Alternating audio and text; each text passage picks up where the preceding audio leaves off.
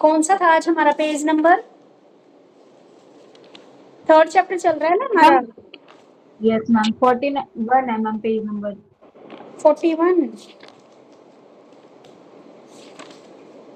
Okay, इसमें ये आ गया आपका औपचारिक, फॉर्मल और इनफॉर्मल असेसमेंट। औपचारिक आकलन, अनौपचारिक आकलन एवं लर्निंग प्रोसेस में फीडबैक पर संक्षिप्त टिप्पणी कीजिए, ये वाला क्वेश्चन है ना। Yes ma'am. देखिए, फॉर्मल असेसमेंट, फॉर्मल असेसमेंट जो एक सिस्टमैटिक और पहले से प्री प्लान्ड वे में होती है, वो क्या कहलाती है आपकी? फॉर्मल। कि इसमें पहले से हम ये डिसाइड करते हैं कि जो छात्र हैं क्या और कितनी अच्छी तरह सीख सकते हैं, उसको किस प्रकार हमें मेजर करना है। फॉर्मल असेसमेंट के द्वारा छात्रों की निपुणता निर्धारित की जाती है। फॉर्मल असेसमेंट में कुछ स्टैंडर्ड की तुलना करने के लिए भी प्रयोग किया जाता है।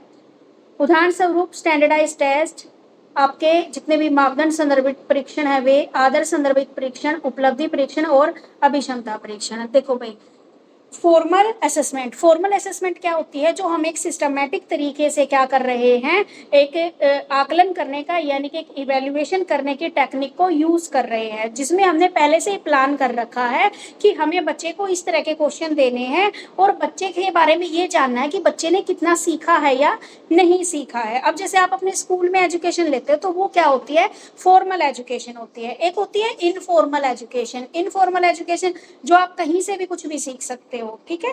तो फॉर्मल है, ऐसे ही फॉर्मल असेसमेंट है जिसमें एक सिस्टमैटिक तरीके से हम इवेल्युएशन करके देखते हैं और ये मापते हैं कि बच्चा ये चीजें कितना सीख पाया है या कितना नहीं सीख पाया है। इसमें कुछ उदाहरण दिए हैं, एग्जाम्पल, जैसे जितने भी स्टैंडर्डाइज टेस्ट होते हैं वो वाले टेस्ट इसके अंदर शामिल होते हैं।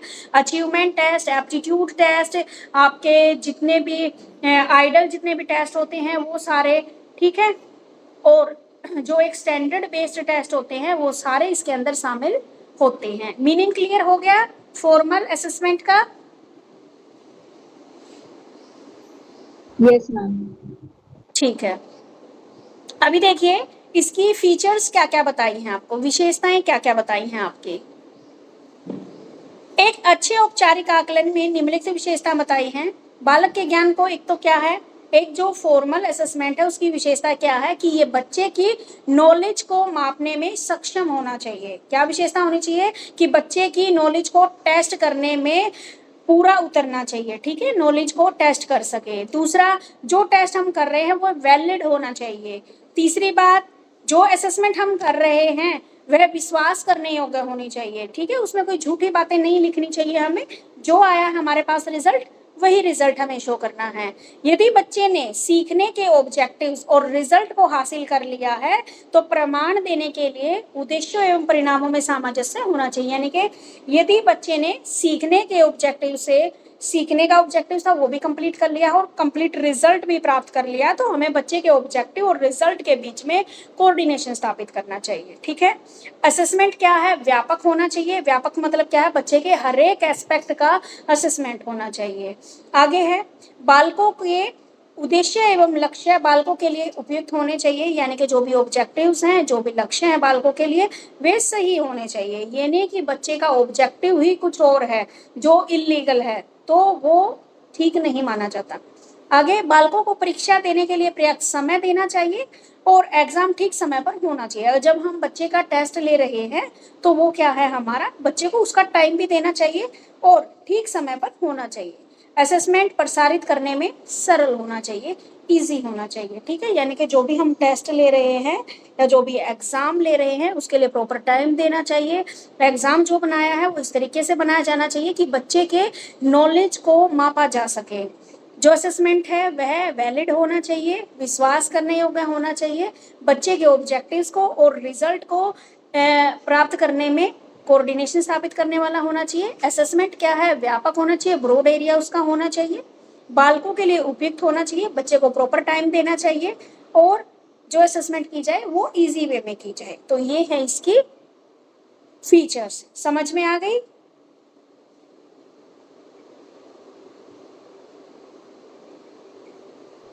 Yes ma'am. अब देखो, इनफॉर्मल, इनफॉर्मल क्या होता है? जो अपने आप ही इवैल्यूएशन आकस्मिक इवैल्यूएशन का रूप होता है, जिसे हम सरलता से दिन प्रतिदिन की कक्षा की एक्टिविटी में शामिल किया जा सकता है। इसके द्वारा बालक की प्रगति एवं प्रदर्शन को मापा जाता है। अनौपचारिक आकलन प्रकरण एवं प्रदर्शन को संचालित है, जैसे चेकलिस्ट, अवलोकन, portfolio, rating scale, time sampling, event sampling एवं वास्तविक रिकॉर्ड। इनफॉर्मल असेसमेंट का मतलब ये है कि ये हमने पहले से प्री प्लान नहीं किया। जैसे आपके एग्जाम होते हैं सितंबर के, हम पहले से प्लान करते हैं कि सितंबर में एग्जाम होंगे, हमें बच्चे से ये पूछना, तो वो क्या होता है, आपका फॉर्मल वे होता है। इनफॉर्मल वे क्या है, अब आप यहाँ पर कोई प्री प्लान पेपर नहीं ले रहे बच्चे से, इसमें आप देख रहे हो बच्चा डेली स्कूल में आता है, क्या क्या वह एक्टिविटी करता है, उसकी एक्टिविटी को नोट करते हो, उसके बिहेवियर को नोट करते हो, कितना वह सीख रहा है क्वेश्चनियर के माध्यम से, वो वहां पर आप क्या कर रहे हो, देख रहे हो। तो इसमें क्या क्या हो सकता है, चेकलिस्ट हो सकती हैं, ऑब्जर्वेशन हो सकता है, बच्चे के बारे में पोर्टफोलियो बना सकते हो आप, रेटिंग दे सकते हो बच्चे को, time sampling and event sampling, ये सारे रिकॉर्ड आपके इनफॉर्मल वे में होते हैं। ठीक है, और इनफॉर्मल वे की क्या क्या फीचर्स हैं, एक तो फर्स्ट जो इनफॉर्मल असेसमेंट की जाती है वो निष्पक्ष होनी चाहिए, किसी भी बच्चे को क्या है, सभी बच्चों को एक समान अवसर मिलने चाहिए, यानी कि अगर मैं असेसमेंट कर रही हूँ किसी बच्चे के, नंबर लगा रही हूँ, तो मुझे सब बच्चों को बराबर लेकर चलना चाहिए, निष्पक्ष। ये नहीं कि जो मेरा जानकार बच्चा उसको मैंने ज्यादा नंबर लगा दिया, नहीं, क्या है, आपकी निष्पक्ष होनी चाहिए। आगे इनफॉर्मल आकलन, एक तो क्या होना चाहिए, वैलिड होना चाहिए और ट्रस्टेबल होना चाहिए। आगे जो स्कोरिंग दी जाती है वो भी स्पष्ट होनी चाहिए। इनफॉर्मल असेसमेंट में जितने भी स्टैंडर्ड निर्धारित किए हैं या रूब्रिक है उनका उपयोग करना चाहिए। ये क्या है, क्रिएटिव और सुधारात्मक होना चाहिए। इनफॉर्मल असेसमेंट परस्पर संवादात्मक होनी चाहिए। इसका उद्देश्य स्पष्ट एवं कौशल को पहचान करने वाला होना चाहिए। आकलन समय पर होना चाहिए, व्यवहारिक एवं छात्रों द्वारा सराहनीय होना चाहिए और बालकों को प्रेरित करने वाला होना चाहिए। कक्षा में सभी बालकों के लिए उपयुक्त होना चाहिए। बालक के लर्निंग प्रदर्शन में सुधार करने के लिए निर्देशन एवं शिक्षण शैलियों को संशोधित करने के लिए आवश्यक हस्तक्षेप एवं फीडबैक देने में सक्षम होना चाहिए। अब देखो भाई, इसकी विशेषताओं में क्या क्या बताया है। एक तो जब भी हम इनफॉर्मल असेसमेंट करें, जैसे बच्चे का बिहेवियर ऑब्जर्व कर रहे हैं, तो हमें निष्पक्ष क्या होना चाहिए, आकलन करना चाहिए, वैलिड होना चाहिए, ट्रस्टेबल होना चाहिए। जो भी हम स्कोर करें बच्चे को वो बिल्कुल स्पष्ट होना चाहिए, गोलमोल नहीं घुमा के बतानी हमें, जो भी स्टैंडर्ड हमारे थे वो हमें अपने वे उपयोग करने चाहिए। साथ ही साथ, ठीक है, इसका उद्देश्य और कौशल की पहचान करने वाला होना चाहिए, सुधारात्मक होनी चाहिए। मान लो हमें कहीं पर दिख रहा है बच्चे का बिहेवियर ठीक नहीं है, तो वहीं पर हमें बच्चे को टोक देना चाहिए और वहीं पे उसको सुधार करवाना चाहिए। आकलन का क्या है, सही समय पर होना चाहिए ये भी, ठीक है। छात्रों के ऐसा हो, बच्चों को मोटिवेट करने वाला हो इनफॉर्मल वे में, जैसे हम बच्चे को क्लास में बार बार करते हैं, बेटा आप कर सकते हो, कर सकते हो, आप अच्छे नंबर लेके आ सकते हो, तो बच्चे के अंदर भी ऐसा ही भाव आ जाता है। तो बालक में लर्निंग प्रदर्शन में सुधार करने के लिए गाइडलाइंस और शैलियों को संशोधित करने के लिए आवश्यक हस्तक्षेप और फीडबैक देना भी होना चाहिए। तो फॉर्मल और इनफॉर्मल के बारे में समझ में आ गया।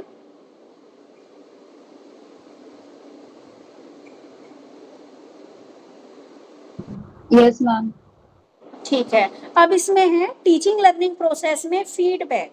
फीडबैक कैसे मिलती है, देखिए भाई, मैम एक बार पेज नंबर बता दो ना मुझे भी। पेज नंबर बेटा 41 है, औपचारिक आकलन और अनौपचारिक आकलन,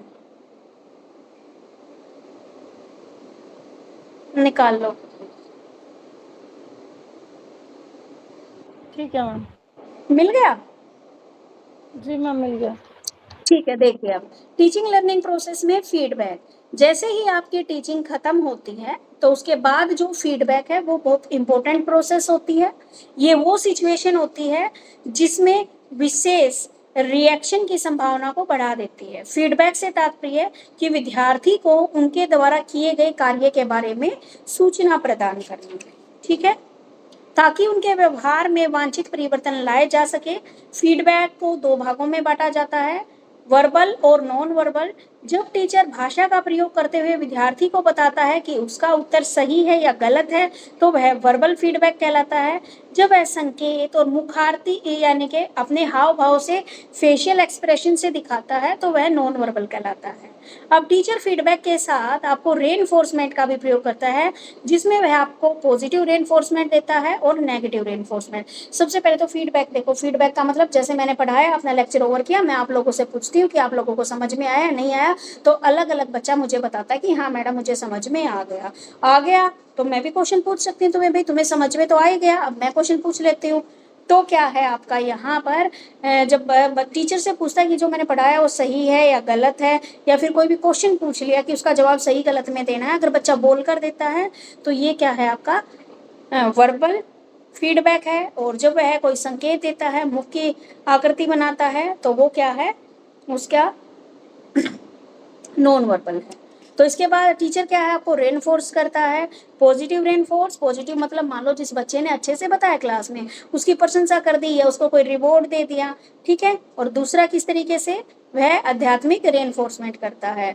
इसमें अवांछनीय प्रतिक्रिया के पुनः होने की संभावना कम होती है, जैसे डांटना और दंड देना। पॉजिटिव और नेगेटिव रेनफोर्समेंट भी आप इसको बोल सकते हो, ऋणात्मक, ठीक है। इसमें क्या है, अगर मान लो बच्चा बार बार समझा ले, उसको नहीं समझ में आया तो टीचर डांट भी सकता है, और अगर वो कुछ काम नहीं कर रहा तो दंड भी दे सकता है। तो टीचिंग की प्रक्रिया का मुख्य उद्देश्य जितने भी हमारे स्टूडेंट हैं उनके बिहेवियर में चेंज लेके आना है, और इसके फीडबैक और रेनफोर्समेंट के सही उपयोग से विद्यार्थियों के बिहेवियर में वांछित चेंज ला सकते हैं। तो ये था आपका फर्स्ट क्वेश्चन। Clear everyone?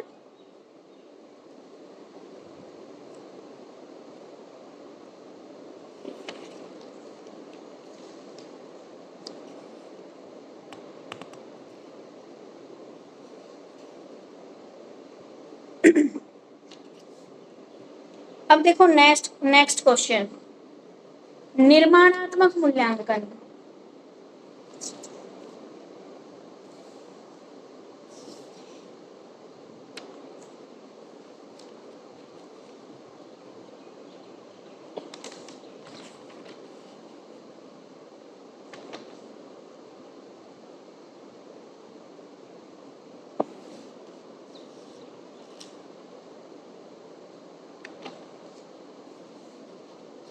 इसमें ऑलमोस्ट ये आया हुआ आपका,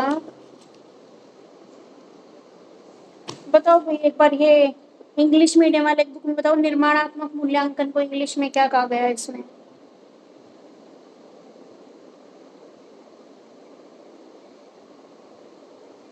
फॉर्मेटिव असेसमेंट बोला है या सबमिटिव बोला है?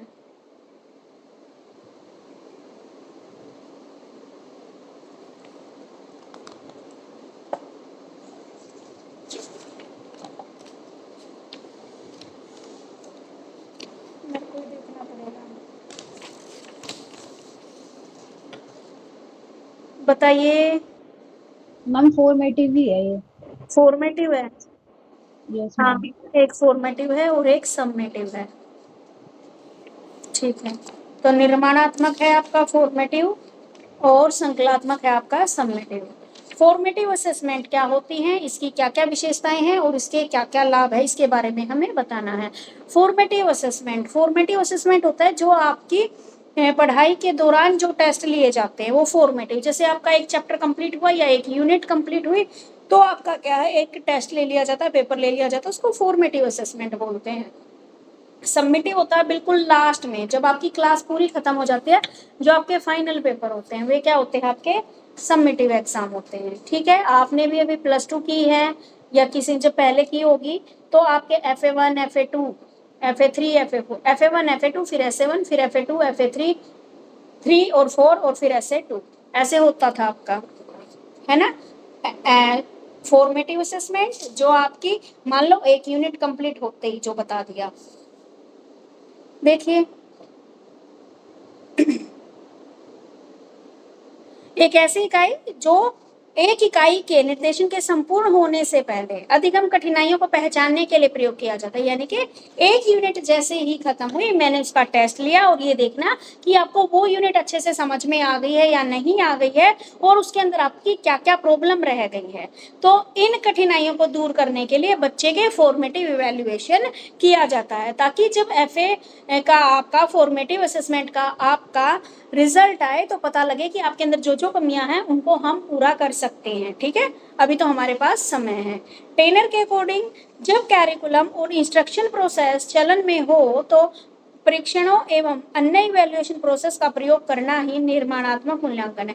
यानी कि जब आपका सिलेबस और जो आपकी इंस्ट्रक्शन प्रोसेस है वो चालू रहती है, उस दौरान जो आप इवैल्यूएशन करते हो वो क्या कहलाती है, आपकी फॉर्मेटिव असेसमेंट कहलाती है, ठीक है। जैसे मेरा ये मैं ये पढ़ा रही हूँ चैप्टर, में पिछले का टेस्ट ले सकती हूँ आपसे सेकेंड यूनिट का, ठीक है, तो वो क्या कहलाएगा, फॉर्मेटिव असेसमेंट। अब इसकी विशेषताएं क्या क्या है भाई, एक तो ये एक विशेष इकाई का चयन किया जाता है, इसमें कोई भी एक स्पेशल यूनिट जो मैंने कंप्लीट कराई है या मैंने सिलेबस कंप्लीट करा दिया तो कोई भी यूनिट मैं उसमें से उठा सकती हूँ।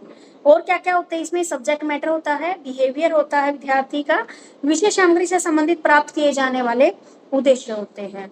यह लर्निंग कठिनाइयों की पहचान करता है, इसमें नए शब्दों, नवीन संबंधों तथा नवीन प्रक्रिया को शामिल किया जाता है, यानी कि इसमें हम नए नए शब्द, नए नए संबंध और नई नई प्रोसेस को शामिल कर सकते हैं।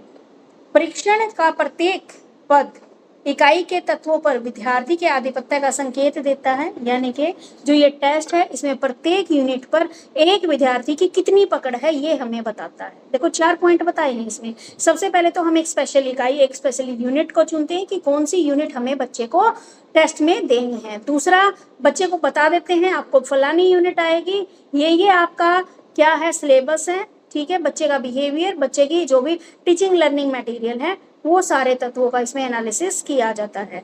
बच्चे की लर्निंग जो भी डिफिकल्टीज आती हैं उनकी पहचान की जाती है, कोई भी न्यू वर्ड आते हैं, कोई भी नए कंसेप्ट आते हैं, कोई भी नई प्रोसेस आती है, उन सबको भी इसमें शामिल किया जाता है। 5वां पॉइंट ये देखा जाता है कि इस टेस्टिंग का मेन ऑब्जेक्टिव ये देखना है कि प्रत्येक स्टूडेंट को जो यूनिट दी है उसको कितना आता है, कितनी उसके ऊपर पकड़ है।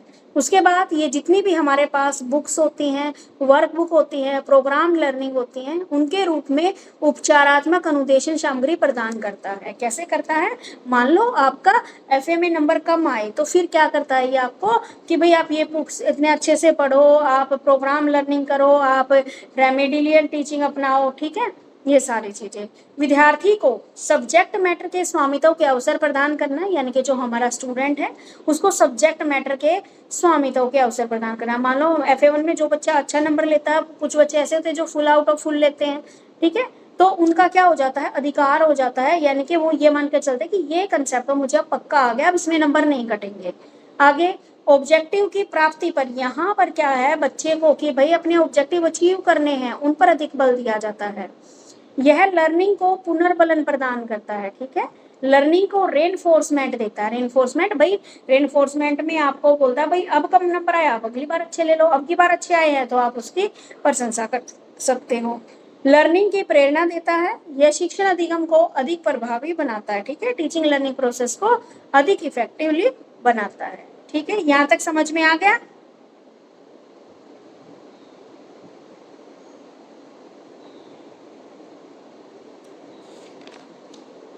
मेरे लाडलो बता दिया करो। मेरे ख्याल में सिवाय आरती के और किसी को समझ में नहीं आता क्लास में, है ना।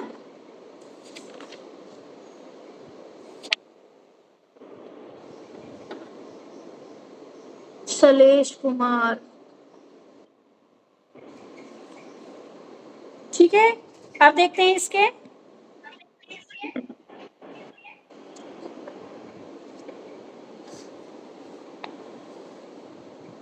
चलिए आगे है आपकी, इसके लाभ हमें बताने हैं कि जो फॉर्मेटिव असेसमेंट है उसके क्या हमारे लिए इम्पोर्टेंस है, क्या उपयोगी है, क्या प्रॉफिट है। सबसे पहली बात आती है स्टूडेंट के लर्निंग को बढ़ावा देने में सहायक। भाई फॉर्मेटिव जो बच्चे इतना घबराते हैं, फॉर्मेटिव टेस्ट है वो बहुत अच्छे होते हैं क्योंकि ये हमारी लर्निंग को बढ़ावा देते हैं। आपको पता है टेस्ट होने वाले, मंथली टेस्ट होने वाला, फटाफट पढ़ोगे, बिना प्रेशर के आप लोग पढ़ते ही नहीं हो, तो बच्चे की लर्निंग को बढ़ावा देने में सहायक। अगर मान लो बच्चे को कुछ कम नंबर आते हैं तो उसकी भी क्या करते हैं, ये कोशिश करते हैं कि अगले में और अच्छे नंबर आए, तो बच्चे के स्टूडेंट्स की लर्निंग को बढ़ावा देने में सहायक है। दूसरा है टीचर को फीडबैक प्रदान करते हैं, ठीक है, मैंने टेस्ट लिया, मान लो मेरी क्लास में आप 5 बच्चे हो, मैंने आपका इस यूनिट का टेस्ट ले लिया, तो मुझे फीडबैक में ये पता लग जाएगा कि किस किस को अच्छे से आता है, सानिया को अच्छे से आता है, नेहा को, आरती को, राज को, किसको अच्छे से आता है, किसके नंबर कटे, ये मुझे फीडबैक मिल जाएगा। उसके बाद है आपके जितने भी गोल्स हैं उनको स्थापित करने में सहायक है, लक्ष्यों को स्थापित करने में सहायक है। जो आपका फॉर्मेटिव असेसमेंट है विद्यार्थी के लर्निंग के लक्ष्य निर्धारित करने में सहायता करता है और लक्ष्य की प्राप्ति के लिए समय भी निश्चित किया जा सकता है, यानी कि आपके गोल को अचीव करने में या गोल स्थापित करने में सहायक होता है कि भाई कोई बात नहीं, इस FA1 में मेरे मार्क्स अच्छे नहीं है तो FA2 में मेरे नंबर मैं बहुत अच्छे लूंगा, ठीक है। तो आपका एक गोल स्थापित कर दिया इसने। आगे लर्निंग क्रम के निर्माण में सहायक, कि जो लर्निंग जो सीक्वेंस वाइज जो लर्निंग है उसके निर्माण में सहायक है कि पहले फर्स्ट यूनिट का होगा, फिर सेकंड का, फिर थर्ड का, फिर फोर्थ का, ठीक है। यानी कि एक सीरीज वाइज ये बांट देते हैं हम इसको यूनिट में। आगे स्टूडेंट्स को फीडबैक प्रदान करता है, भाई जैसे टीचर को फीडबैक देता है आपके फॉर्मेटिव असेसमेंट, ऐसे ही स्टूडेंट को भी फीडबैक देते हैं। स्टूडेंट को क्या फीडबैक देते हैं कि भाई आपको इस यूनिट में कितना आता है और कितने की कमी है आपको और कितना और करना है आपको, ठीक है। उसके बाद रेनफोर्समेंट प्रदान करता है। रेनफोर्समेंट, मान लो किसी बच्चे के अच्छे नंबर आते हैं तो वो और ज्यादा मोटिवेट होता है और आगे के लिए और ज्यादा मेहनत करता है। कुछ बच्चे जिनके 1-2 नंबर से रह जाते हैं, कम रहते हैं, तो उनको भी मोटिवेशन दिया जाता है कि भाई आगे आप फुल में से फुल नंबर ले सकते हो, ठीक है। तो ये था आपका फॉर्मेटिव असेसमेंट, समझ में आ गया?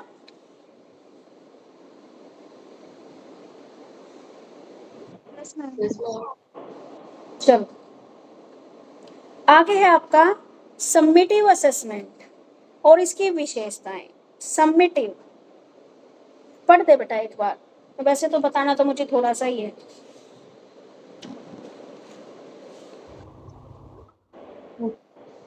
लाइट भाग गई, लाइट।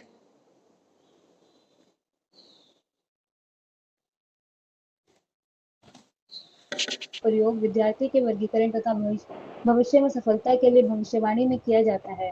संकल्पात्मक मूल्यांकन का लाभ निर्धारणात्मक तथा उपचारात्मक यहाँ होकर परिणात्मक होता है। मैम ये इसलिए मैंने विशेषताएं पढ़ दी हैं। ठीक है, मैं एक बार ये समझा, ठीक है। Okay ma'am. बीच में लाइट भाग गई थी। अब देखो भाई, सम्मेटिव इवैल्यूएशन। सम्मेटिव क्या होता है? जो आपका बिल्कुल लास्ट में होता है, जब आपके पूरा सिलेबस खत्म हो जाता है, ठीक है, तब आपके जो फाइनल एग्जाम होते हैं तो वो क्या कहलाते हैं? आपके सम्मेटिव एग्जाम होते हैं, ठीक है। सम्मेटिव एग्जाम के बाद आपको, सम्मेटिव एग्जाम आपके साल में 2 बार होते हैं। एक तो आपके सितंबर में होते हैं जिसको आप सेमेस्टर सिस्टम बोलते हो, तो आपके फर्स्ट सेमेस्टर में हो गए, फिर लास्ट आपके मार्च में हो गए, ठीक है। तो सम्मेटिव एग्जाम जब लास्ट वाले स्टेप पे होते हैं तो वो हमारा सम्मेटिव इवैल्यूएशन होता है। ये क्या है? आपके एक्सटर्नल एग्जाम होते हैं, या तो बोर्ड लेता है या यूनिवर्सिटीज लेती है या फिर आपकी कोई भी गवर्नमेंट एजेंसीज लेती है। देखो जो बोर्ड की क्लासेस हैं तो बोर्ड वाले लेंगे, बोर्ड आपके एक्सटर्नल पेपर होंगे। अगर मान लो स्कूल के बच्चे नॉन बोर्ड की क्लासेस है तो स्कूल ये एग्जाम लेता है, ठीक है। तो इसमें आपका पूरा सिलेबस, जिसके आधार पर ये डिसाइड किया जाता है कि बच्चे ने पूरे साल क्या सीखा है, उसी के आधार पर बच्चे का डिसाइड किया जाता है रिजल्ट, ठीक है। इसमें विद्यार्थी की प्रोग्रेस की जांच की जाती है। ये देखा जाता है कि विद्यार्थी ने पूरा साल क्या प्रोग्रेस की है, क्या सीखा है, क्या नहीं सीखा है, ठीक है। साथ ही साथ उसके अध्यापक की भी यहाँ पर क्या होती है? जांच की जाती है कि अध्यापक ने कैसा पढ़ाया है बच्चों को, ठीक है। मान लो ऑलमोस्ट पूरी क्लास पास है, अच्छे नंबर है, तो इसका मतलब बच्चे ने भी मेहनत की है और टीचर ने भी मेहनत की है। अगर मान लो पूरी क्लास फेल हो जाती है तो इसका मतलब ये कि ये टीचर ही फेल हो गया, ठीक है, कि टीचर ने अच्छे से नहीं पढ़ाया। नहीं तो ये तो नहीं हो सकता कि सारे बच्चे फेल हो गए। तो ये टीचर की भी प्रोग्रेस को दिखाता है और स्टूडेंट की प्रोग्रेस को भी दिखाता है। यह सहपाठियों की प्रगति के संदर्भ में विद्यार्थी की प्रगति की जांच करना, और ये भी देखना कि वह अपने जो उसका पीयर ग्रुप है उसमें कौन इंटेलिजेंट है, क्योंकि फर्स्ट सेकंड थर्ड भी इसी के बिहाफ पर हम निकालते हैं। तो मीनिंग क्लियर है भाई? Yes ma'am. अब है इसकी फीचर्स। वेरी गुड बेटे।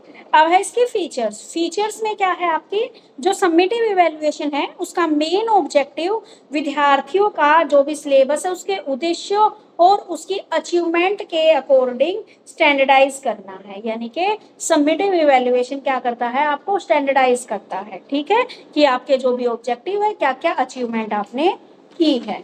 उसके बाद ये आपके सेमेस्टर के खत्म होने के पश्चात लिए जाते हैं या सिलेबस खत्म होने के बाद लिए जाते हैं। इसमें बच्चे के अचीवमेंट लेवल का क्लासीफाई किया जाता है, ठीक है, कि कौन सा बच्चा फर्स्ट आया है, कौन सा सेकंड आया है, कौन सा बच्चा इंटेलिजेंट है, कौन सा बच्चा एवरेज है। उसके बाद ये स्टूडेंट की प्रोग्रेस को इवेल्युएट करते हैं, ठीक है। इसका प्रयोग टीचर, सिलेबस और जो भी आपका एजुकेशनल प्लान है उसको इफेक्टिव बनाने का डिसीजन लेने के लिए भी किया जाता है, कि ये देखना कि टीचर ने जो सिलेबस करवाया है वह एजुकेशनल प्लानिंग जो की थी वो कितनी इफेक्टिव रही है, उसका डिसीजन लेने के लिए। 6, इसका प्रयोग विद्यार्थियों को अगली कक्षा में पदोन्नति में भी, हाँ जी, इसका उपयोग बच्चे को नेक्स्ट क्लास में जाने में भी हेल्प करता है। अगर बच्चा पास हो गया तो नेक्स्ट क्लास में चला जाता है, अगर इसमें फेल हो गया तो यही रह जाता है। ये फीडबैक प्रदान है, हाँ, ये हमें फीडबैक नहीं देता। फीडबैक क्यों नहीं देता? क्योंकि ये तो हमें फाइनल रिजल्ट देता है, फीडबैक नहीं देता। यानी कि अब जो आने थे नंबर आ गए, अब वही दिखने हैं। ये क्या है? हमारी टीचिंग लर्निंग प्रोसेस का कंप्लीट रिजल्ट प्रदान करता है। विद्यार्थियों को क्या करता है? क्लासीफाई करता है, ठीक है। आगे जो आपका समेटिव इवैल्यूएशन है उसका लाभ डायग्नोस्टिक और रेमेडियल न होकर बिल्कुल रिजल्ट वाला होता है। यानी कि देखो, फॉर्मेटिव होता है ना, तब तो आप क्या कर सकते हो? रेमेडियल टीचिंग करवा सकते हो, यानी कि बच्चे को समझ में नहीं आया तो आप बच्चे को दोबारा से सिखा सकते हो। अब तो क्या है, पूरे फाइनल पेपर हो गए, चाहे समझ में आया हो चाहे नहीं आया हो, ठीक है। अब तो बच्चा नेक्स्ट क्लास में ही जाएगा। तो ये थे आपके इसकी फीचर्स। ये ना आप खुद से भी बना के लिख सकते हो, जरूरी नहीं है कि बुक वाले। आपको पता है फाइनल पेपर से क्या क्या रिजल्ट मिलता है आपको, वो सारी चीजें आप यहाँ पे लिख सकते हो। और अपने मन से जितनी बातें लिखोगे ना इससे रिलेटेड, उतना ज्यादा अच्छा लिख पाओगे, ठीक है। क्योंकि रटने वाली उम्र तो अब रही नहीं, समझ के करने वाली उम्र आ चुकी है। अब देखते हैं समेटिव इवैल्यूएशन के क्या क्या लाभ है। सबसे पहले तो ग्रेड देने का आधार है, ठीक है। ग्रेड मिलती है हमें इसी से, ए प्लस, बी प्लस, सी, तो सारी ग्रेड भी हमें इसी से मिलती है। दूसरा, सर्टिफिकेट देने का आधार। अगर मान लो आपने अभी 10th की, 12th की, तो आपने जो एग्जाम दिए समेटिव, तो आपको उसका क्या मिलता है? सर्टिफिकेट। ये तो भाई नॉन बोर्ड हो, उनका भी क्या मिलता है? सर्टिफिकेट तो मिलता ही। आगे आपके प्रगति का ज्ञान, आपने कितना प्रोग्रेस की है उसके बारे में हमें पता लगता है। और आगे कंसल्टेंसी का आधार, परामर्श का आधार, इसकी सहायता से इवैल्यूएटर विद्यार्थी की सफलता के क्षेत्रों की जानकारी प्राप्त करता है और उन्हें परामर्श देने का आधार प्रदान करता है, ठीक है। यानी कि उसको क्या दे सकता है? गाइडलाइंस दे सकता है। यानी कि रिजल्ट से पता चला, आप देखते हो 10th के बाद 11th में आप लोगों को एडवाइस देने वाले हजारों बंदे मिल जाएंगे, भाई आर्ट ले ले, साइंस ले ले, कॉमर्स ले ले। वो किस आधार पर देते हैं? वो आपके नंबरों को देखकर, आपके नंबर जैसे उनको पता लगते हैं, अच्छे नंबर आ गए थे भाई, तू तो साइंस ले ले, ऐसा बोल देते हैं। तो परामर्श का आधार भी है ये। आगे डिफरेंट ग्रुप्स की तुलना में सहायक। हम क्या है? डिफरेंट जो ग्रुप्स हैं उनके साथ खुद का कंपैरिजन कर सकते हैं। आगे पदोन्नति का आधार, आपकी जो भी प्रमोशन होनी है उसका आधार भी यही होता है, क्योंकि इसी के आधार पर विद्यार्थी को अगली क्लास में प्रमोशन मिलती है। यहाँ पर कोई जॉब की प्रमोशन नहीं, यहाँ पर बच्चे को मान लो 5th क्लास में, तो बच्चा 6th क्लास में प्रमोट हो गया। तो ये हैं इसके लाभ। समझ में आ गया?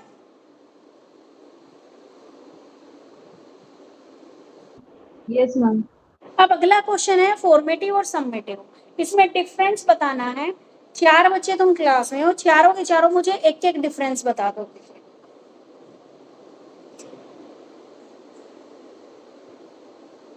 पढ़ा है, सुना है आप लोगों ने, तो डिफरेंस बताओ इसको, ये मैं नहीं समझाने वाली।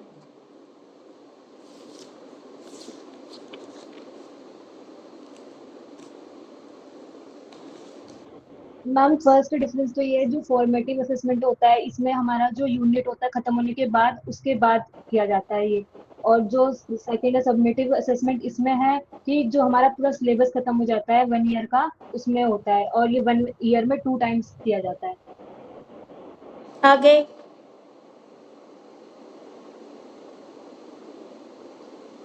नेहा मैम बताओ। सेकेंड है रुक जाए, मैं इन तीनों से पूछ लूं, फिर तो आपको बताना ही है, नहीं बताएंगे तो। नेहा बताओ, इतने पॉइंट सुने हैं आपने दोनों के?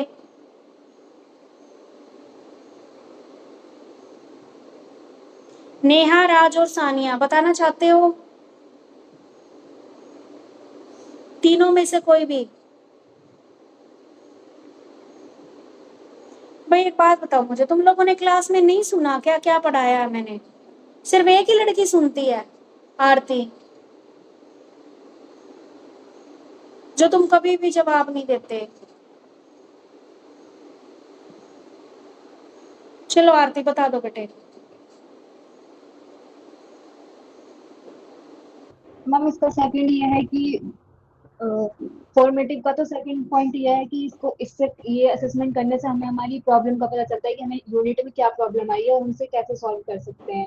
और जो सबमिटिव असेसमेंट है इससे हमें ये पता चलता है कि हम कौन सी पोजीशन पे आते हैं, फर्स्ट आते हैं, सेकंड आते हैं, और हम सेकंड नेक्स्ट क्लास में हमें भेजा जाएगा या नहीं भेजा जाएगा, हम कौन सी क्लास में रहेंगे।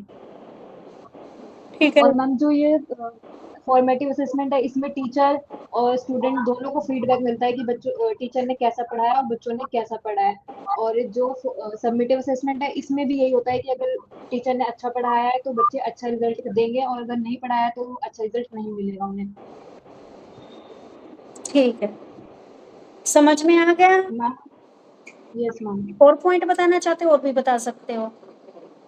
मैम एक पॉइंट ये है कि फॉर्मेटिव असेसमेंट में हमें चांस मिलता है कि हम नेक्स्ट टाइम दोबारा अच्छे से कर सकते हैं, लेकिन हमें सबमिटिव असेसमेंट में कोई चांस नहीं मिलता क्योंकि हमारा पूरा सिलेबस कवर हो चुका होता है उसमें।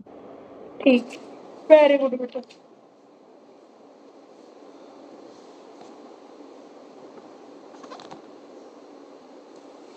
अब देखो स्ट्रेटजीज बताइए आपकी, स्ट्रेटजीज ऑफ असेसमेंट। सबसे पहले फॉर्मेटिव एग्जाम के लिए या फॉर्मेटिव इवैल्यूएशन के लिए क्या क्या स्ट्रेटजी फॉलो करेंगे, और हम सबमिटिव इवैल्यूएशन के लिए कौन कौन सी स्ट्रेटजी फॉलो करेंगे। तो सबसे पहले देखते हैं फॉर्मेटिव में क्रिएटिव लर्निंग प्रोफाइल बनाते हैं, पोर्टफोलियो बनाते हैं, एरर एनालिसिस, असेसमेंट रूब्रिक।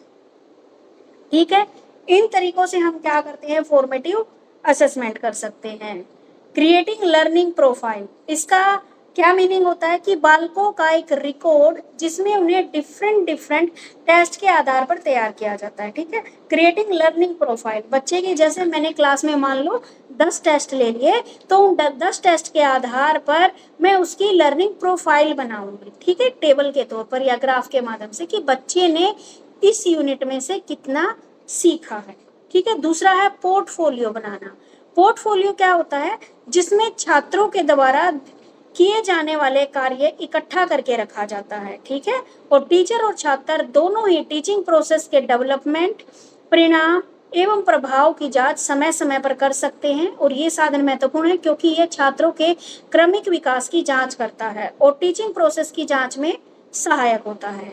आकलन का ये शैक्षणिक यंत्र शिक्षण के महत्वपूर्ण साक्ष्यों को उपलब्ध कराता है और छात्र के ज्ञान एवं उसके व्यवहारिक प्रयोग को दर्शाता है। देखो भाई, पोर्टफोलियो में तो क्या है, मैंने बच्चे से जो भी बनवाया, ठीक है, उसको मैं कलेक्ट करके रख लेती हूँ। मान लो मैंने कोई एक्टिविटी करने को दी, तो वो जो मॉडल बना के लाया वो मैंने स्कूल में रखवा लिया, या फिर कुछ और मैंने असेसमेंट असाइनमेंट बनाने को दिए, प्रैक्टिकल बनाने को दिए, उन सबको मैंने अपने पास इकट्ठा करके रख लिया।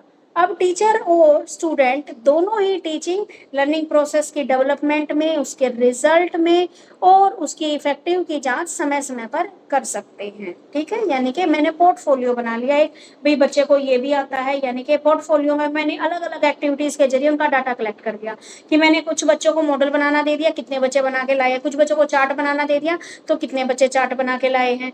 ठीक है, ये सारी चीजें बच्चे के बारे में मैंने सारी चीजें कलेक्ट कर ली। उसके बाद है एरर एनालिसिस और असेसमेंट रूब्रिक। एक बार इन दोनों को पढ़ दो फिर एक्सप्लेन करूंगी।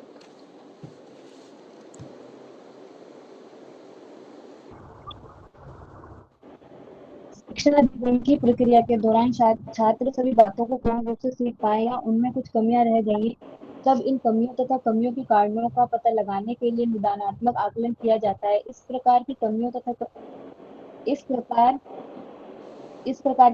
कमियों का कारणों का पता लगाना ही त्रुटि विश्लेषण कहलाता है। यदि कोई छात्र विशेष या छात्रों का एक समूह कुछ मामलों में किसी विषय की संकल्पनाएं नहीं सीख पाए हैं, अर्थात उनके अधिगम में कुछ त्रुटियां या कमजोरियां रह गई हैं, तब इन कमियों तथा उनके कारणों का सही आकलन हेतु निर्धारणात्मक परीक्षाओं का आयोजन किया जाता है, जिससे विस्तृत विश्लेषण के तहत छात्रों द्वारा उनमें की गई त्रुटियों का विश्लेषण किया जाता है।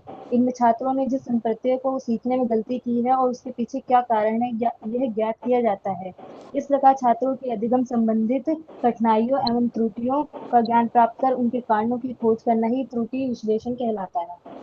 देखो, एरर एनालिसिस क्या है? जब हमारी टीचिंग लर्निंग प्रोसेस होती है तो उस दौरान हम ये देखते हैं कि बच्चे की कमियां कहाँ पर रह गई है, तो उस बच्चे की वो कमी ढूंढना ही क्या कहलाता है? आपका एरर एनालिसिस कहलाता है। ठीक है, कि बच्चे को जो मैंने चैप्टर पढ़ाया था उसमें बच्चे को यहाँ पे कमी है, तो उस कमी को ढूंढना एरर एनालिसिस कहलाता है। इन कमियों और उनके कारणों का फिर हम सही पता लगाते हैं कि ये कमी किस कारण रह गई, बच्चे को किस कारण से समझ में नहीं आया। या तो हो सकता है बच्चे को मेरा तरीका समझ में नहीं आया, वो मेथड नहीं समझ में आया पढ़ाने का, या फिर बच्चे की कमी है कि बच्चे ने प्रैक्टिस नहीं करके देखी। तो दोनों कारण हो सकते हैं। तो यहाँ पर उन कारणों की खोज करना और जो कठिनाइयाँ, जो त्रुटियां हैं, उन कारणों की खोज करना ही क्या कहलाता है? त्रुटि एनालिसिस यानी कि एरर एनालिसिस कहलाता है।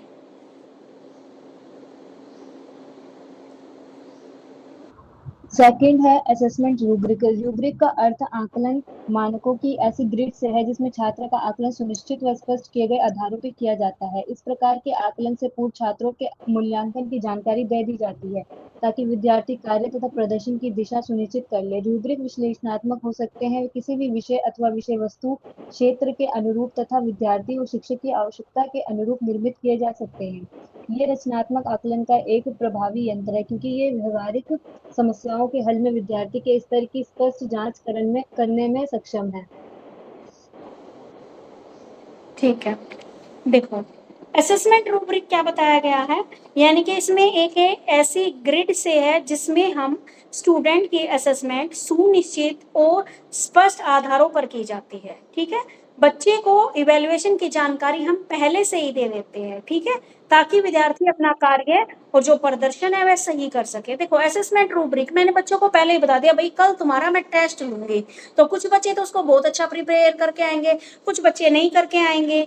ठीक है, मैंने उनको पहले ही जानकारी दे दी, फिर बच्चे क्या करते हैं, अपने उसके बारे में पूरा कंप्लीट स्टडी करके आते हैं। तो रूब्रिक एनालिसिस हो सकता है। तो ये जैसे पहले ही उनको बता दिया मैंने, तो ये क्या है? असेसमेंट रूब्रिक कहलाता है। इसमें स्टूडेंट और टीचर की आवश्यकता के अनुसार निर्मित किए जा सकते हैं विषय वस्तु क्षेत्र के अनुरूपम। एक ऐसा प्रभावी अंतर है क्योंकि यह व्यवहारिक समस्याओं के हल में विद्यार्थियों के स्तर की स्पष्ट जांच करने में सक्षम है। ठीक है, बस असेसमेंट रूब्रिक तो ये कि भाई टेस्ट लेने से पहले बच्चे को बता देना कि भाई कल आपका टेस्ट है, आपको तैयारी करके लानी है। तो ये जो पहले ही बता देना, यही क्या कहलाता है? असेसमेंट रूब्रिक कहलाता है। अब है असेसमेंट रूब्रिक का डिजाइन।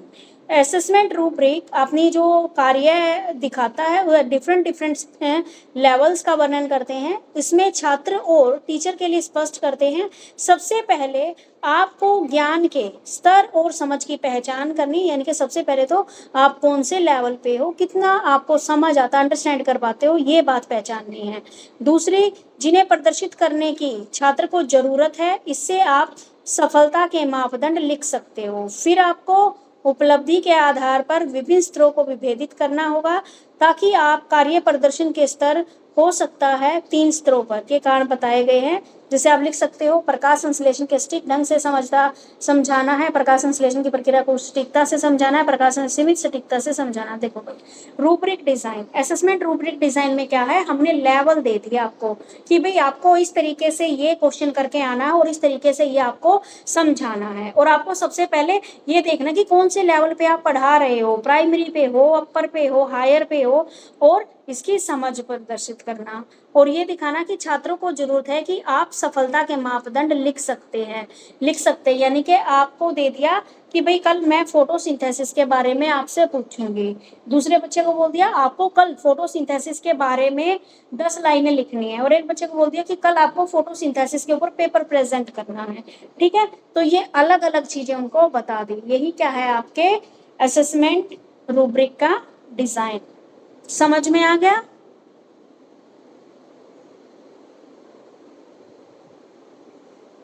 Yes, ma'am. उसके बाद है आपकी सबमिटिव इवैल्यूएशन। सबमिटिव इवैल्यूएशन की कौन कौन सी स्ट्रैटेजी हो सकती हैं? एक तो होती है ओरल परीक्षाएं, ओरल पेपर या ओरल टेस्ट। ये खासकर आपके जो प्राइमरी सेक्शंस होते हैं उनके ऊपर होते हैं, नर्सरी और एलकेजी के बच्चों के, यानी कि उनका रिटन टेस्ट ना लेकर उनका ओरल टेस्ट लिया जाता है। ठीक है, तो वे ओरल टेस्ट के जरिए हो सकते हैं या फिर वाइवा भी हो सकता है। ओरल टेस्ट मतलब आपका वाइवा, प्रैक्टिकल देते हो, तो जो प्रैक्टिकल है आपका उसमें आपसे एक्सटर्नल एग्जामिनर क्वेश्चन करता है, तो ये भी क्या है आपकी ओरल टेस्ट के अंदर आ जाती है। आगे आती है आपकी रिटन एग्जाम। रिटन एग्जाम में आपके एक तो आते हैं ऐसे टाइप और एक होते हैं ऑब्जेक्टिव टाइप। ऐसे टाइप में जो आप अब पेपर दोगे आप अपने, वो ऐसे टाइप पेपर होंगे, सब्जेक्टिव पेपर होंगे जिसको आप कंप्लीटली कॉपी पेन से लिखोगे। और ऑब्जेक्टिव टाइप में क्या करते हो, आपको ऑप्शन मिल जाएंगे क्वेश्चन के 4 और उस ऑप्शन में से एक ऑप्शन को आपको फिल करना है। ठीक है, तो ये रिटन एग्जाम होते हैं। कुछ होते हैं आपके स्टैंडर्डाइज है। देखो अब जो ऑब्जेक्टिव टेस्ट थे, ऑब्जेक्टिव टेस्ट में ही इन्होंने टाइप बता दिए। एक तो बता दिया आपका स्टैंडर्डाइज ऑब्जेक्टिव टेस्ट, जिसमें अचीवमेंट टेस्ट, आपका remedial test, intelligence test, aptitude test, personality test, ये टेस्ट इन्होंने बताए हैं। जिसमें आपके अचीवमेंट में ये देखना है कि बच्चे की प्रोग्रेस कैसी चल रही है। ठीक है, निदानात्मक में बच्चे की कमजोरियों का पता लगाना है। इंटेलिजेंसी टेस्ट में बच्चे के क्या पता लगाना है, बच्चे की क्षमता का, इंटेलिजेंसी का पता लगाना है। एप्टीट्यूड में और पर्सनैलिटी में बहुत सा कार्य किया जाना बाकी है, इन्हें इवेल्युएशन की, यानी कि इसमें बच्चे की पर्सनैलिटी के बारे में टेस्ट लिया जाता है। ठीक है, तो ये थे आपके इसमें मौखिक टेस्ट और आपके लिखित टेस्ट। एक और भी बताया है इसने, अप्रमापित, जिसमें अधिन्यासों द्वारा परीक्षा, संचित अभिलेख परीक्षा। देखते हैं ये क्या क्या दे रखा है इसने। यानी कि इसने बताया, इसने पहले ये नहीं बताया, दो टाइप के टेस्ट होते हैं, एक होते हैं स्टैंडर्डाइज, एक होते हैं नॉन स्टैंडर्डाइज। स्टैंडर्डाइज में आपकी ओरल टेस्ट और रिटन टेस्ट। रिटन टेस्ट के भी इसने 2-3 पॉइंट बता दिए, एक होते हैं सब्जेक्टिव और एक होते हैं ऑब्जेक्टिव। फिर ऑब्जेक्टिव के सब टाइप बता दिए, achievement test, remedial test, intelligence test, aptitude और पर्सनैलिटी टेस्ट। उसके बाद आते हैं जो स्टैंडर्डाइज नहीं है, ये अनौपचारिक परीक्षा है जो अध्यापकों के द्वारा तैयार की जाती हैं। सबसे पहले बात आती है अधिन्यासों द्वारा परीक्षा। यह काम स्टूडेंट को स्वतंत्रता पूर्वक घर पर करने के लिए दिया जाता है, लेकिन केवल एक या एक से अधिक प्रश्न लिखा देने का नाम अधिन्यास नहीं है। प्रत्येक अधिन्यास अध्यापक के द्वारा विशेष सावधानी से तैयार किया जाता है। स्कूल में अध्यापक के लिए छात्रों को साप्ताहिक अधिक अच्छे रहते हैं और इन अधिन्यासों की अध्यापक को नियमित रूप से जांच करनी चाहिए तथा साथ ही वर्गोन्ती के समय विशेष ध्यान रखना चाहिए। अब यहाँ पर क्या है, आप जब बच्चे को होमवर्क देते हो घर पे, ठीक है, द्वारा परीक्षा, ये क्या होता है, इनफॉर्मल, स्वतंत्रता पूर्वक आप बच्चे को घर का काम करके लाने के लिए देते हो, जिसमें कोई बच्चा या तो करके भी ला सकता है, कोई नहीं भी करके ला सकता। जो बच्चा अच्छे से काम कर रहा है, प्रोग्रेस कर रहा है, तो इसका उद्देश्य है क्या बताया गया, केवल एक या अधिक प्रश्न लिखे जाने का नाम अधिविन्यास नहीं है। इसमें पूरी एक्सरसाइज आपको दे दी कि भाई आपको देखो, नो स्टैंडर्डाइज्ड टेस्ट में ये दे सकते हैं बच्चे को, आज मैंने जो चैप्टर पढ़ाया घर से, भाई इसकी आपको पूरी की पूरी जो एक्सरसाइज है वो फिल करके लानी है, वो इसमें आ गया। आगे आपके cumulative record test. Cumulative record test क्या है, छात्र की जो भी योग्यता है और जो भी एफिशिएंसी है उसकी जांच करने के लिए अकेली वार्षिक परीक्षा पर्याप्त नहीं है। इसके आधार पर विद्यार्थियों द्वारा नियमित रूप से की जाने वाली प्रोग्रेस को भी बनाना चाहिए और इसी ऑब्जेक्टिव की प्राप्ति के लिए संचित कार्डों का प्रयोग किया जाता है और इस प्रकार के कार्ड स्कूल के प्रत्येक छात्र के लिए तैयार किए जाते हैं, जिसमें ये पता चलता है कि विद्यार्थी के दिन, सप्ताह, मास तथा वर्ष में क्या काम किया और यह विद्यार्थियों के सर्वाधिक विकास के लिए बहुत संचित अभिलेख परीक्षा, यानी कि ये आगे जो आपका रिपोर्ट कार्ड तैयार किया जाता है उससे रिलेटेड सारी बातें इसमें दी गई है। समझ में आ गया?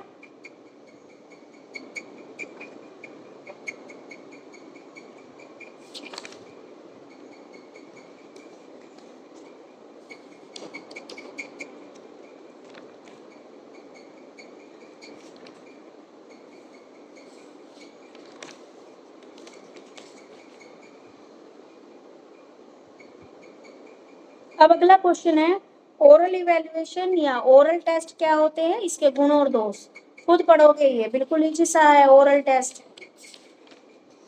या ओरल इवेल्युएशन। आगे है आपका रिटन टेस्ट या सबमिटिव एग्जाम, सॉरी निबंधात्मक। रिटन टेस्ट में ऐसे टाइप जो टेस्ट होते हैं उनके लाभ और सीमाओं पर प्रकाश डालिए। जो आप पेपर देते हो वो ऐसे टाइप होते हैं जिसमें आप बड़े लंबे लंबे क्वेश्चन लिखते हो, तो उसके लाभ और सीमाएं आपको यहाँ पे लिखनी है।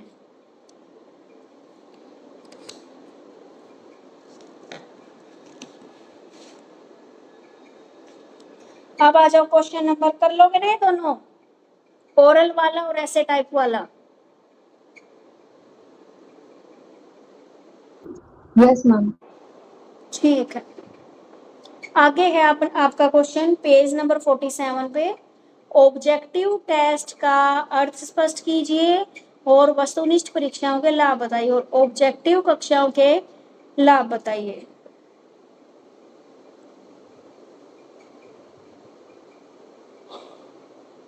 देखो भाई, ऑब्जेक्टिव टेस्ट जब आपकी मान लो रिटन टेस्ट में कोई मिस्टेक निकलती है, बहुत लंबा दिखता है, तो ऑब्जेक्टिव टेस्ट का निर्माण किया जाता है, जिसमें आप छोटे छोटे प्रश्न पूछे जाते हैं और उनका उत्तर कुछ ही शब्दों में या जितने भी गोले हैं भरकर दिया जाता है।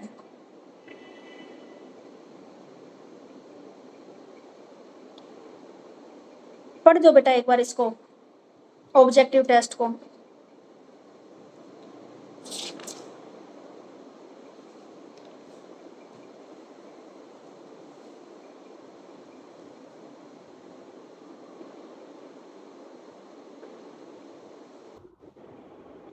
वस्तुनिष्ठ परीक्षा निबंधात्मक परीक्षाओं के दोषों को देखते हुए एक अन्य प्रकार की परीक्षा का निर्माण किया गया है, जिसमें छोटे छोटे प्रश्न पूछे जाते हैं, जिनके उत्तरों में तो या तो कुछ शब्द ही लिखने होते हैं या कुछ चिन्ह विशेष बनाने होते हैं। इनको नवीन व वस्तुनिष्ठ परीक्षा कहते हैं। डगलस व हॉलैंड के शब्दों में वस्तुनिष्ठ परीक्षणों का उद्देश्य सापेक्ष रूप से आत्मनिष्ठ तत्वों में प्रभावित हुए बिना अंक व ग्रेड प्राप्त करना है। सीवी गुड के अनुसार वस्तुनिष्ठ परीक्षा एवं बहुविकल्पीय मिलानात्मक के प्रश्नों पर आधारित होता है और ये सही उत्तरों की कुंजी के द्वारा अंकित किया जाता है। यदि कोई उत्तर कुंजी के विपरीत है तो उसे अशुद्ध माना जाता है। वस्तुनिष्ठ परीक्षा में प्रश्नों का आकार बड़ा व उत्तर एक या दो शब्दों में देना होता है। वस्तुनिष्ठ परीक्षाओं के अंतर्गत अति लघुत्मक, बहुविकल्पीय के दिक् स्थान करना, सही गलत बताना आदि अनेक प्रकार के प्रश्न पूछे जा सकते हैं। वस्तुनिष्ठ परीक्षाओं के लाभ। वस्तुनिष्ठ परीक्षाओं में छोटे छोटे प्रश्न होते हैं जिसका उत्तर एक शब्द व एक वाक्य में देना होता है, इसलिए पूरे पाठ्यक्रम में बनाकर दिए जा सकते हैं। इस प्रकार के परीक्षणों से अध्यापक पाठ्यक्रम की अपेक्षाकृत बड़े क्षेत्र की जांच कर सकता है। अध्यापक निबंधात्मक परीक्षाओं की अपेक्षा ज्यादा प्रश्न पूछ सकता है। पूरा फिनिश कर दे फिर समझा दूंगी। वस्तुनिष्ठ परीक्षाओं की सीमाएं। फर्स्ट है प्रश्नों का निर्माण करना कठिन। रुचि और अभ्यास न होने पर इस प्रकार की परीक्षाओं के लिए प्रश्नों का निर्माण करना बहुत कठिन होता है, बहुत अधिक समय व श्रम लगता है। सेकंड है अनुमान कार्य व धोखे को प्रोत्साहन मिलना। इस प्रकार की परीक्षाओं का सबसे बड़ा दोष ये है कि इसमें अनुमान कार्य व धोखे को प्रोत्साहन मिलता है, विशेषकर हाँ और नहीं के प्रश्नों में अनुमान लगाने की संभावना बढ़ जाती है। थर्ड है नकल करने की अधिक गुंजाइश। ऐसे देखा गया है कि वस्तुनिष्ठ परीक्षा में नकल बहुत अधिक होती है, मनोवैज्ञानिक दृष्टि से अनुचित। इन परीक्षा में गलत उत्तरों को सही उत्तरों के साथ मिला दिया जाता है। छात्रों की समझ विकसित न होने के कारण गलत उत्तरों को स्वीकार करने की संभावना बढ़ जाती है। वस्तुनिष्ठ परीक्षाएं निदानात्मक नहीं। इस प्रकार की परीक्षाएं वास्तव में निदानात्मक नहीं होती हैं। इस बात को स्पष्ट नहीं कर सकती है कि छात्रों की तर्क प्रक्रिया कहाँ पर सही तथा कहाँ पर गलत होती है। कुशल व्यक्तियों की आवश्यकता। सामान्य व्यक्ति वस्तुनिष्ठ प्रश्न तैयार नहीं कर सकते, इसलिए हम इस प्रकार की परीक्षा के लिए प्रश्न तैयार करने के लिए कुशल व्यक्तियों की आवश्यकता होती है। अत्यधिक खर्चीली एवं समय लेने वाली वस्तुनिष्ठ परीक्षाओं के प्रश्न का निर्माण करने में अत्यधिक समय लगता है तथा इस प्रकार की परीक्षा आयोजित करने में अत्यधिक खर्चा भी लगता है। देखो बेटा, ऑब्जेक्टिव टेस्ट, ऑब्जेक्टिव टेस्ट क्या है, जो हमारे सब्जेक्टिव टेस्ट है उसमें कुछ कमियां निकल के आई तो उन्हीं कमियों को दूर करने के लिए ऑब्जेक्टिव टेस्ट दिए गए। ठीक है, तो ऑब्जेक्टिव टेस्ट में छोटे छोटे क्वेश्चन पूछे जाते हैं, वो या तो यस नो में हो सकते हैं या फिर क्या है आपको 4 ऑप्शन दे दें, उनमें से कोई सही ऑप्शन आपको फिल करना होता है। ठीक है, डगलस और हॉलैंड के शब्दों में ऑब्जेक्टिव टेस्ट, फिर से लाइट भाग गई है भाई, ऑब्जेक्टिव टेस्ट का उद्देश्य सापेक्षित रूप से आत्मनिष्ठ तत्वों में प्रभावित हुए बिना अंक व ग्रेड प्राप्त करना है। ठीक है, अब इसके लाभ क्या क्या दिए गए हैं। प्रश्नों का निर्माण करना कठिन क्या है, इसमें छोटे छोटे उत्तर देने होते हैं, एक ही वाक्य में देने होते हैं। आगे क्या बताई गई है, इसकी सीमाएं क्या है कि जो भी प्रश्न है उनका निर्माण करना क्या होता है, कठिन होता है। अनुमान कार्य व धोखे को प्रोत्साहन मिलता है। नकल में अधिक गुंजाइश होती है। कर रहे थे, ठीक है, मीनिंग इसका बता दिया था। अब क्या बताया गया है, जो ऑब्जेक्टिव टेस्ट है उसके अंतर्गत आप वेरी शॉर्ट क्वेश्चन ले सकते हो, आप मल्टीपल चॉइस क्वेश्चन ले सकते हो, फिलअप ले सकते हो, यस और नो में देने वाले क्वेश्चन आंसर आप इसमें ले सकते हो। ठीक है, जो ऑब्जेक्टिव टेस्ट है उसके क्या क्या लाभ होते हैं, ये बहुत छोटे छोटे प्रश्न होते हैं, एक शब्द में या एक वाक्य में ही इनका आंसर देना होता है। ठीक है, और ये आपके पूरे मूल सिलेबस में से जांच करते हैं। ठीक है, अध्यापक निबंधात्मक परीक्षाओं की अपेक्षा ज्यादा प्रश्न पूछे जाते हैं। इसमें क्या होता है, इसमें नंबर ऑफ क्वेश्चन क्या होता है, जो रिटन एग्जाम होते हैं, जो सब्जेक्टिव होते हैं उनसे ज्यादा होते हैं। ठीक है, ऑब्जेक्टिव में मान लो 100 नंबर का पेपर, 80 नंबर का पेपर है तो आपको 80 क्वेश्चन मिलेंगे, और वही 80 क्वेश्चन अगर आपके ऑब्जेक्टिव सब्जेक्टिव में दे रखे हैं तो 80 नंबर में वही आपके 15-16 क्वेश्चन मिलेंगे, और ऑब्जेक्टिव में वही आपके ज्यादा मिलेंगे। ठीक है, तो अब हमारा क्या दे रखा है, जो ऑब्जेक्टिव टेस्ट हैं उनके क्या क्या हानियां हैं, क्या क्या लिमिटेशन है। तो सबसे पहले बात आती है, एक तो 100 क्वेश्चन बनाना पूरे सिलेबस से, और एक 15 क्वेश्चन बनाना, तो ये क्या है, एक डिफिकल्ट वर्क है। ठीक है, दूसरा आप जो भी एस्टिमेट लगाना या धोखे को प्रोत्साहन मिलता है, इससे नकल अधिक होती है क्योंकि बच्चे आपस में बता देंगे इसका 1 2 3 ऐसे करके बच्चे बता देते हैं, तो इसमें नकल ज्यादा होती है। आगे अगर हम साइकोलॉजी दृष्टि से देखें तो ये क्या होते हैं, ये टेस्ट अच्छे नहीं होते हैं। ठीक है, साइकोलॉजी के अकॉर्डिंग देखिए तो ये टेस्ट अच्छे नहीं हैं। आगे ऑब्जेक्टिव टेस्ट क्या है, हमारे रेमिडियल टीचिंग का पार्ट नहीं होते। ठीक है, आगे जो कुशल व्यक्ति हैं उनकी आवश्यकता होती है, जो स्किल्ड व्यक्ति होंगे, एक्सपीरियंस्ड व्यक्ति होंगे, वो तो अच्छे से कर देंगे, जिन्होंने अच्छे से नहीं पढ़ा वो इनको नहीं कर पाएंगे। ठीक है, आप देखते हो जितने भी आपकी कॉम्पिटिटिव एग्जाम होते हैं वो ऑब्जेक्टिव में होते हैं। ठीक है, और अत्यधिक खर्चीली है और समय लेने वाली है। ठीक है, टाइम ज्यादा लगता है इसमें, और खर्चीला मेथड इसको बताया जाता है। समझ में आ गया?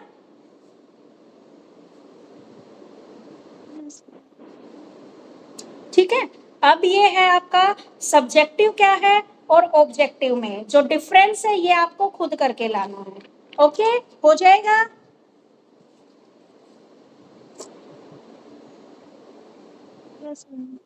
अब जो सीसी है, कॉन्टिन्यूस एंड कॉम्प्रिहेंसिव इवैल्यूएशन, ये कल पढ़ाऊंगी। अब शॉर्ट क्वेश्चन पे देखो आप कौन कौन से कर सकते हो।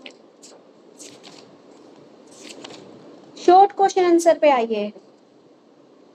4 आपने कर लिए थे पहले, ठीक है, 5th वाला आप कर सकते हो। फॉर्मल असेसमेंट क्या होती है, इनफॉर्मल असेसमेंट क्या होती है, फॉर्मेटिव इवैल्यूएशन क्या होता है, असेसमेंट फॉर लर्निंग और असेसमेंट ऑफ लर्निंग वाला दे दिया 9वां क्वेश्चन, 8वां क्वेश्चन।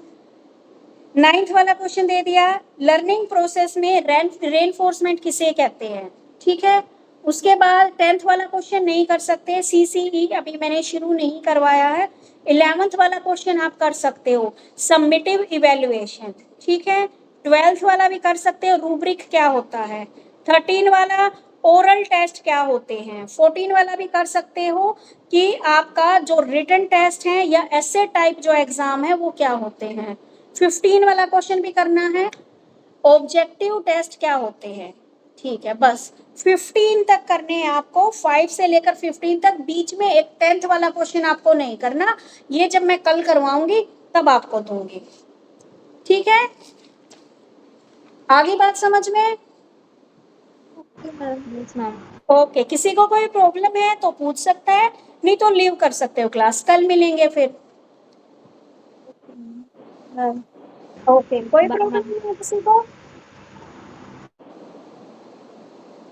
ओके बेटा, बाय एवरीवन।